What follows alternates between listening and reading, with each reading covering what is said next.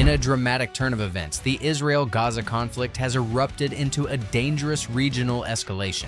On August 28th, powerful Israeli airstrikes targeted top Houthi leadership in Yemen's capital, Sanaa, killing Prime Minister Ahmed al-Rahawi, the Houthi defense minister, and other high-ranking officials. Known as Operation Lucky Drop, this is the first time Israel directly assassinated the rebel government's leadership, dramatically shifting the conflict's scope. The strikes, timed during a public gathering, have left the Middle East region on edge, opening a new front and threatening international maritime routes in the Red Sea.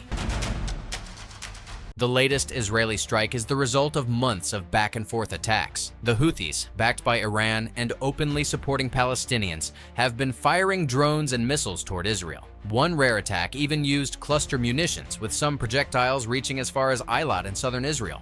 In return, Israel hit Houthi positions earlier this year, in May and again in December, destroying Sanaa Airport and Houthi Port. These facilities had been crucial for Houthi operations, but none of those attacks were as direct or deadly as this latest one. Israeli officials confirmed that the airstrike wiped out the Houthi prime minister, the defense minister, and the chief of staff, all during a televised gathering. The response inside Yemen was immediate. Thousands filled the streets of Sanaa in anger and grief.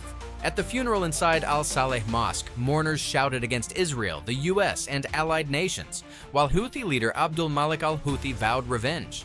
The situation worsened when Houthi forces stormed UN offices in both Sanaa and Houthi. At least 11 UN employees working with the World Food Program were detained. The United Nations condemned the arrests, warning that aid operations in Yemen were now under serious threat.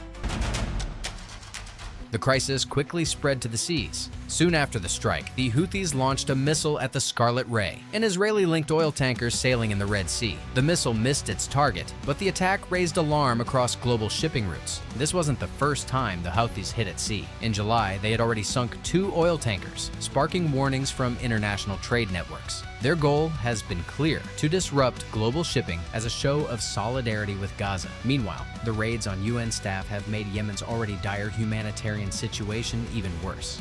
Millions of Yemenis were already living on the edge of famine. Now, with UN and aid operations under threat, the delivery of food, medicine, and relief supplies is at risk. World leaders reacted strongly. The UN Secretary General called for the immediate release of detained staff and urged all sides to avoid further escalation. The US and European governments expressed deep concern that the violence could spread, dragging in Saudi Arabia, Iran, and potentially opening another front in the Middle East.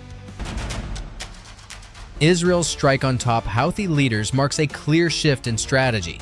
Until now, it mostly targeted bases and infrastructure.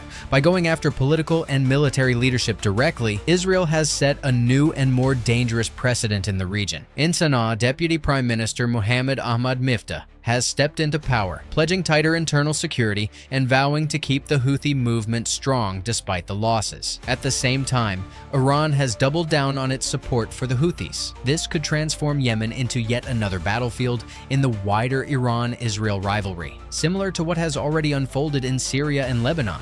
For Israel, the danger is the opening of a second front. Fighting in Gaza and now facing attacks from the south in Yemen will stretch its military resources and force it to split its focus. For global powers, the challenge is to prevent the Middle East from sliding into full-scale regional war. In the end, the question is simple but urgent. Can diplomacy calm this storm, or is the region headed toward an even larger conflict?